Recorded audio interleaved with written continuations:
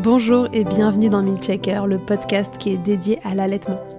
Milkshaker car en 2020, j'ai décidé qu'ici, on allait agiter les idées reçues qui font la vie dure aux mamans allaitantes. Je commence par me présenter, je suis Charlotte Bergerot-Palisco, je suis ostéopathe de formation. J'accompagne entre autres quotidiennement les mères dans leur allaitement en libérant avec mes petites mains les tensions de leur bébé qui ne téteraient pas tout à fait correctement. Je suis également formatrice en ostéopathie pédiatrique et sur le sujet spécifique des troubles de la succion des nourrissons. Et podcasteuse à mes heures pas si perdues. Enfin, je suis surtout la maman de 2 enfants, l'un allaité 1 année et l'autre est en train de téter au moment où j'enregistre cette intro.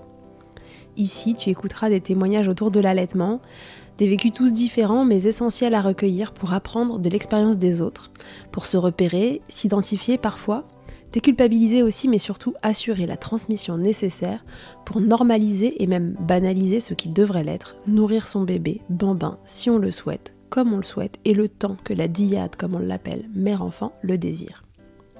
Et ce n'est pas tout, car si l'allaitement était facile, ça se saurait. Le manque de transmission d'informations n'épargnant personne, il me semblait essentiel que ce podcast s'adresse aussi aux professionnels entourant les mères durant cette période. C'est l'intérêt des épisodes experts que vous pourrez écouter régulièrement, que vous soyez parent ou soignant, pour vous orienter face aux difficultés rencontrées. On y traite toutes sortes de problématiques liées de près ou de loin à l'allaitement, et plus encore. Un seul objectif ici, informer le plus largement possible. Et pour cela, j'ai besoin de vous. Dès qu'un épisode vous a plu, aidez-moi en le faisant voyager pour qu'il arrive dans chaque oreille qui peut en bénéficier. Via le bouche à oreille, sur les réseaux, ou encore en laissant des étoiles et commentaires sur votre plateforme d'écoute, vous n'imaginez pas à quel point c'est précieux, alors merci d'avance si vous prenez 1 minute pour faire vivre ce projet. Et maintenant, place à l'épisode. Salut tout le monde, donc on est un peu dans le thème là pour les 15 jours de l'hypoplasie mammaire, de l'insuffisance de tissu glandulaire, bref des vrais manques de lait. Et comme j'ai eu des mamans que j'ai vues en consultation qui ont eu cette expérience-là et qui pour autant ont allaité de façon différente toutes les deux, je me suis dit que ce serait intéressant de recueillir leurs témoignages, en plus d'avoir celui d'Aubrey, la consultante en lactation IBCLC, qui vous a fait à la fois un témoignage dans l'épisode 60 et qui est aussi l'experte qui parle dans l'épisode 61 pour vous expliquer de quoi il en retourne autour de ces manques de lait. Et donc voilà, je me suis dit que ce serait quand même super d'avoir un peu plus de témoignages sur ce sujet-là, de est-ce que l'allaitement était possible pour elle, pas possible, dans quelles conditions, qu'est-ce que ça a impliqué pour ces mamans à chaque fois. Et donc cette semaine, on va d'abord recevoir le témoignage de Victoire qui m'a du coup laissé différents vocaux pour raconter comment ça s'est passé pour elle sur le répondeur de Milkshaker. Voilà, je la remercie beaucoup d'avoir participé à ça. Et puis je vous laisse écouter de quoi il en retourne. Bonjour Charlotte. Alors, moi je suis Victoire, je suis maman de 2 enfants, Camille qui a 4 ans et demi et Raphaël qui a presque 18 mois. Ils ont été et sont toujours allaités, en tous les cas pour Raphaël. Camille, elle a été allaitée jusqu'à il y a quelques mois. Et Raphaël, l'allaitement est toujours en cours. Alors certes, on peut parler d'allaitement long, mais en tous les cas, ça a été un vrai parcours du combattant. Que je vais essayer de vous raconter ici. Pendant ma première grossesse, donc on était en 2019, je me suis dit que j'aimerais bien allaiter un petit peu, peut-être 3 mois, voilà. Je pensais pas du tout aller au-delà de ça. J'avais pas de connaissances sur l'allaitement, j'avais peu de mamans qui allaitaient autour de moi. Et donc, je me suis un peu renseignée via les réseaux sociaux, mais bon, pas non plus beaucoup. Camille est née en septembre 2019, première tétée en salle de naissance.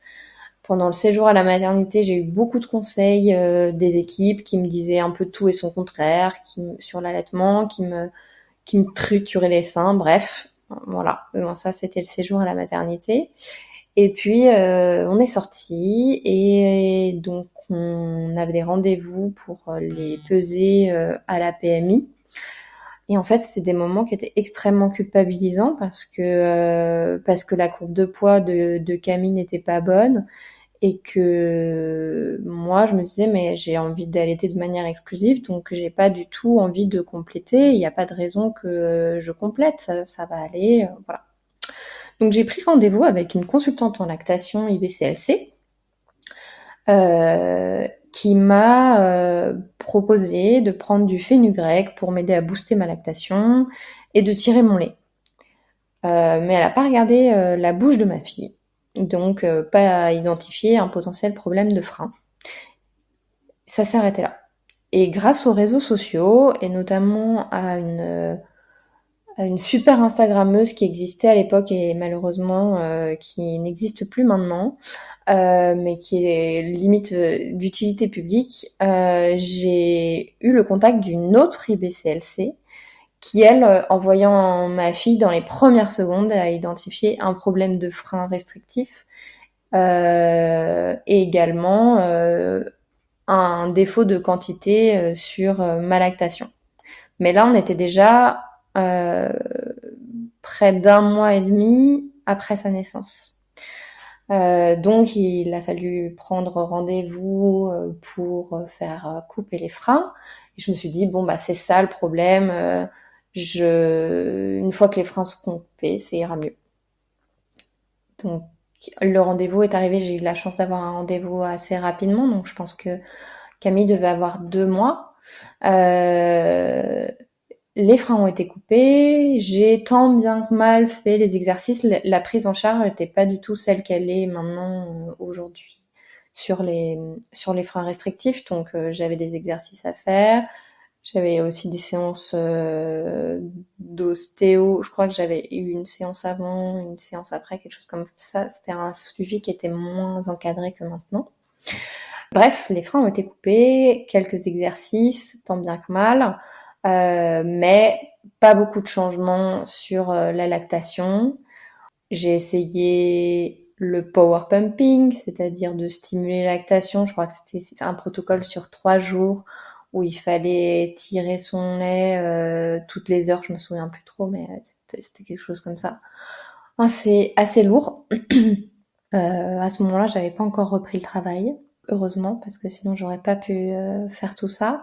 Et en parallèle, au bout d'un moment, ma consultante de lactation m'a dit, écoute Victoire, là je suis désolée, mais la courbe de poids, ça va pas, donc on n'a pas d'autre choix que de compléter.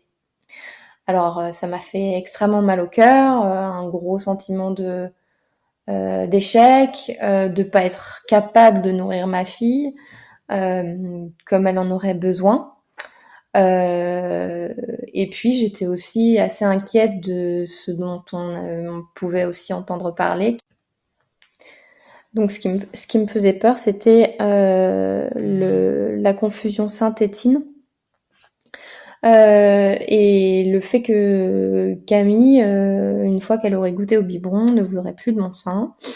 Donc je me suis dit, dans ces cas-là, je vais essayer les contenants alternatifs et je suis partie sur le DAL au sein, donc le dispositif d'aide à l'allaitement, qui est une petite sonde qu'on met dans la bouche du bébé, qu'on colle sur le sein, qu'on met dans la bouche du bébé d'un côté et de l'autre, qui est dans un récipient qui contient le complément. Donc ça peut être du lait maternel. En l'occurrence, chez moi, évidemment, c'était du lait artificiel, puisque le sujet était que je n'avais pas assez de lait maternel, sachant que donc je tirais mon lait, je prenais une bonne dose de fenugrec.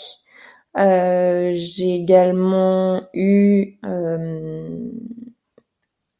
un produit homéopathique, une solution homéopathique qui m'avait été prescrite par un médecin et un traitement de Motivium pour voir si ça arrangeait les choses. Et en fait, globalement, rien de tout ça ne suffisait.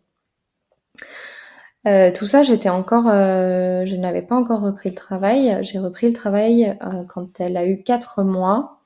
On était en janvier 2020. Et ce que je faisais donc, c'est que elle était en garde partagée, et donc la nounou, elle avait du lait, un petit stock de lait, je sais plus combien je donnais, je pense entre 100 et 120 millilitres que je tirais quand j'étais au bureau.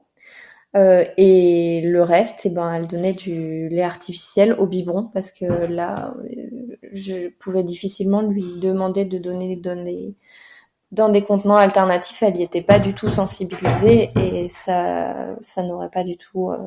C'était compliqué. Bref. Et donc on a fonctionné comme ça. Le Covid est arrivé, le confinement est arrivé au mois de mars. Et à partir de ce moment-là, on a repris l'allaitement à la demande à la maison. Et on arrivait sur ces 6 mois à ce moment-là. Et donc, on a commencé la diversification alimentaire. Ce qui m'a permis d'arrêter les compléments puisque elle prenait suffisamment de poids entre ce qu'elle mangeait et l'allaitement. Je continuais de l'allaiter et on fonctionnait comme ça. Ça a fonctionné comme ça.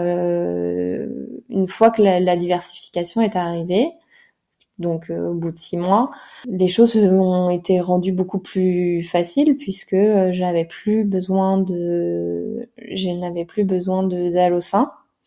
J'ai continué de tirer mon lait quand je suis retournée au travail post différents confinements au bureau pour qu'elle ait un petit peu de lait, mais c'était vraiment du plus et l'allaitement, c'était principalement ce qu'on faisait le matin, le soir et puis le week-end en fonction de ses besoins. Et donc on a continué comme ça. Je suis tombée enceinte du deuxième, elle avait à peu près 2 ans et demi, si mes calculs sont bons, un peu moins de 2 ans et demi, 2 ans et 3 mois. Et elle a continué de téter pendant la grossesse. Moi, je me suis dit, elle arrêtera de téter quand elle arrêtera. On va jusqu'au sevrage naturel. Ça me va comme ça va à mon conjoint comme ça. Donc go.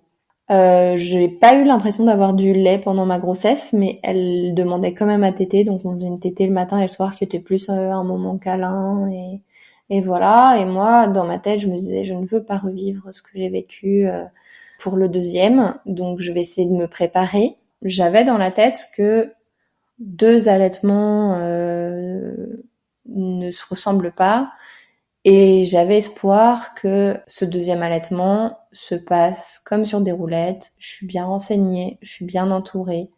J'ai une super consultante en lactation, même 2 super consultantes en lactation, une super ostéo, un réseau de mamans allaitantes. Bref, vraiment une super équipe. J'ai rencontré donc ma deuxième consultante en lactation pendant la grossesse. On a fait une consultation prénatale et je lui ai parlé un petit peu de mes difficultés pour Camille. Elle m'a dit ouais. 2 allaitements ne se ressemblent pas. Le premier ne préjugeant rien de comment va se passer le deuxième. Et je lui ai parlé également à l'époque. Charlotte avait sorti un podcast, un épisode du podcast sur le manque de lait. Je me suis dit en fait c'est peut-être ça mon problème. Donc j'en ai parlé à Émilie, ma consultante, qui m'a dit écoute en tous les cas c'est pas de l'hypoplasie mammaire. En voyant ma poitrine ça ressemble pas à de l'hypoplasie mammaire et l'insuffisance de tissu glandulaire c'est quelque chose qui est difficile à diagnostiquer, d'une part qui est pas très connu et d'autre part qui c'est un peu un diagnostic par élimination, c'est-à-dire qu'on a tout éliminé et il reste ça, c'est peut-être ça, mais c'est peut-être encore autre chose, on sait pas.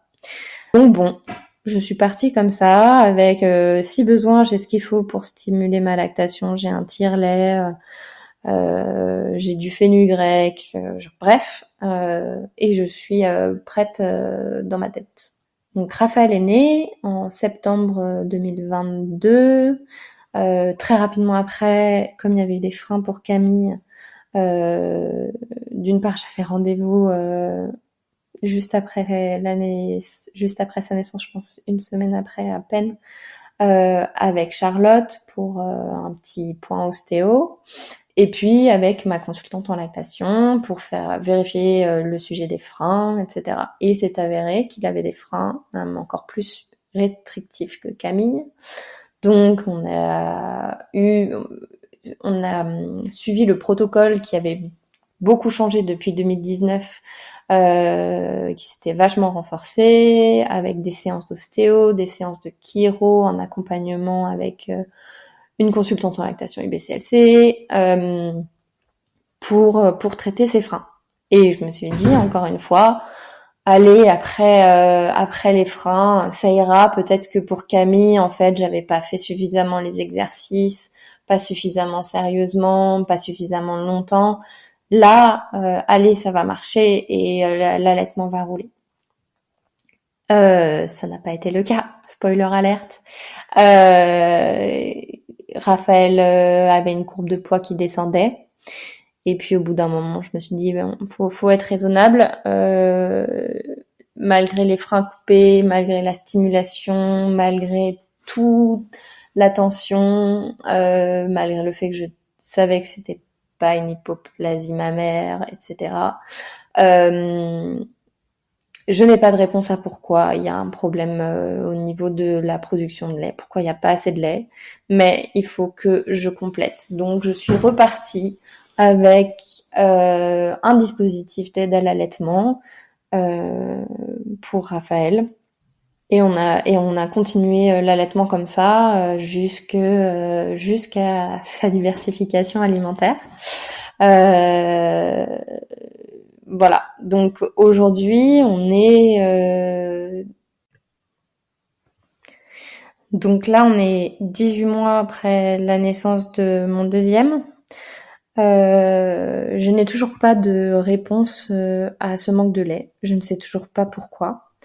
Ça ne m'a pas empêché de vivre deux merveilleuses ou une seule, puisqu'elle a été continue merveilleuse aventure d'allaitement avec mes deux enfants, avec des moments de câlin, des moments de doute, mais qu'on a traversé ensemble et où finalement on s'est accrochés, que ce soit mes enfants et moi, on s'est accrochés à cette aventure d'allaitement et on a vu le bout des difficultés à partir du moment où la diversification est intervenue et après c'est finalement plus que du plaisir. On n'est pas fixé sur la courbe de poids en se disant oh là là ça va pas. Là juste on profite.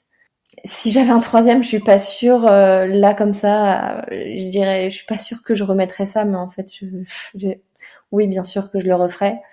Mais c'est dur. Heureusement que j'avais un conjoint qui m'a beaucoup épaulée. Heureusement que j'avais une super équipe de professionnels, de mamans allaitantes autour de moi. Parce que sans tout ce monde-là, sans ce village, on n'aurait pas réussi à surmonter ça et on n'aurait pas vécu cette aventure d'allaitement de la même manière. Donc pas de regrets. Et voilà, et peut-être qu'un jour j'aurai la réponse à ce manque de lait, j'espère. Et puis sinon, voilà, peut-être qu'un jour peut-être qu'un jour ce sera un sujet sur l'allaitement. Mais en attendant, juste on profite et puis voilà.